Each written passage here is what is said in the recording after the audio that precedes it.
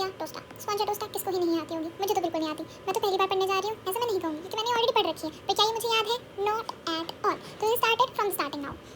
हमारा last day है, that is why हमारे पास एलिमेंट्स के अलावा कोई और ऑप्शन है नहीं। तो easy things first. Okay easy. जो हमारा कॉमन नेम है स्पॉन्जिया टोस्टा का, दैट इज रोस्टेड स्पंज। इसका जो फैमिली है दैट इज स्पॉन्जिया या फिर सिलेंट्रेटा एनिमल किंगडम। उसके बाद में जो कॉन्स्टिट्यूशन है दैट इज फॉर द ट्यूबरक्युलर डायथीसिस। अब ट्यूबरक्युलर डायथीसिस का मतलब क्या है अभी बताती हूँ।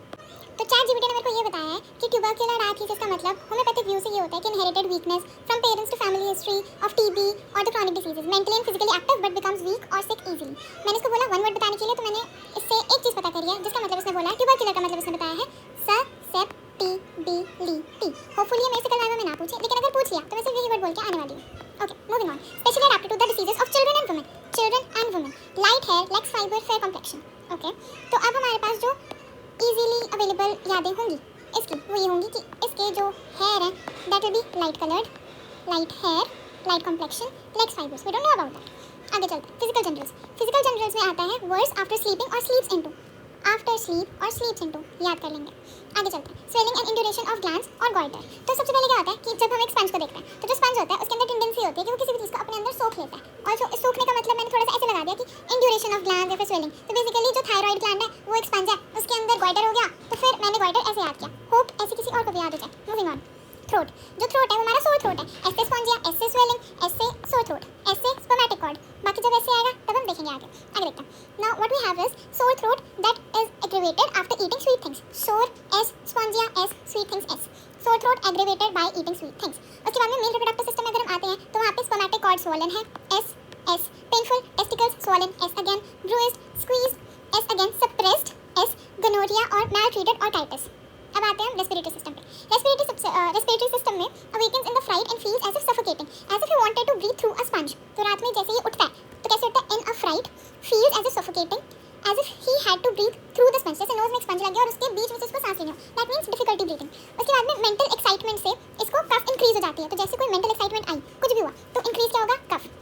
आगे मैंने इसको बेसिकली स्पंज बॉब से याद किया। जो कुछ हो रहा है स्पंज बॉब को हो रहा है। आगे देखते हैं।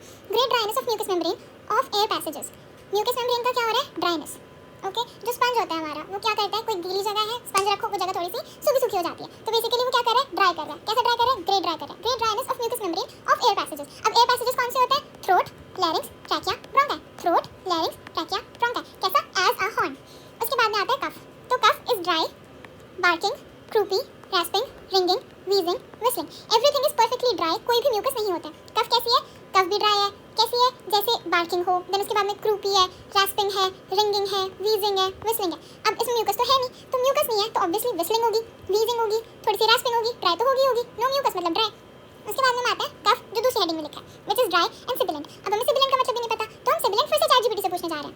टी ने हमको बताया है कि sibilant का मतलब है hissing sound। Okay moving on. तो ड्राई सिबिलेंट मतलब कि moving hissing sound. Like a saw driven into a pine board. ये मुझे थोड़ी सी सुंदर लाइन लगी थी इसलिए मैंने इसको अंडरलाइन कर लिया था। तो लाइक अ saw driven into pine board. उसके बाद में एग्रीवेशन किस चीज़ से? बेसिकली हर चीज़ से इसको एग्रीवेशन है एक्सेप्ट ईटिंग और ड्रिंकिंग वार्म थिंग्स से। अब इसका मेलियोरेशन किस चीज़ से? Eating and drinking warm things. Aggravation किस चीज़ से? हमने अभी ऊपर पढ़ा था कि इसको स्वीट से एग्रीवेशन है। स्वीट ठीक है। अब जो हमारी कोल्ड ड्रिंक्स होती है उसमें बहुत सारी शुगर होती है, तो कोल्ड ड्रिंक से स्मोकिंग किसी को पसंद होती है, स्मोकिंग से तो खांसी आनी ही चाहिए। Okay smoking. उसके बाद line with head low, dry cold wind से, रीडिंग से, सिंगिंग से, टॉकिंग से, स्वॉलिंग से। कुछ भी करने से बस इसकी कफ बढ़ रही है। ओके अब उसके बाद में आता है क्रूप। क्रूप कैसा है इसका? Anxious, wheezing. कैसे इंक्रीज हो रहा है? कैसे एग्रीवेशन है? During inspiration. जैसे ही सांस लेगा इसका क्रूप इंक्रीज होगा। और कैसे इंक्रीज होगा? Before midnight. जो ये ब्रैकेट्स के बीच में वो पढ़ लेते हैं। ड्यूरिंग एक्सपायरेशन एकोनाइट में होता है और बिफोर मॉर्निंग जो होता है वो HEP क्या होता है? पता नहीं, छोड़ो इसको भूल जाओ। अब हम क्या क्या याद रखेंगे? हमारा स्पॉन्जिया टोस्टा। स्पॉन्जिया टोस्टा में अभी तक हमने क्या क्या पढ़ा? Tubercular diathesis, as susceptibility, as Spongia. आगे कौन से लोग में आता है? Children, women, light hair, light lax fibres, fair complexion. उसके बाद में वर्स किस चीज़ से हो रहा है? सोने से या सोने जाने से। स्वेलिंग और इंड्यूरेशन किस चीज़ में? ग्लैंड्स में। फॉर एग्जांपल आगे लिखा है गॉइटर। थ्रोट क्या है? एस। सोर थ्रोट किस चीज़ से? स्वीट थिंग्स खाने से। उसके बाद में मेल रिप्रोडक्टिव सिस्टम में क्या है? S spermatic cord, S swollen testicles, bruised, squeezed, suppressed, gonorrhoea and maltreated और टाइटस।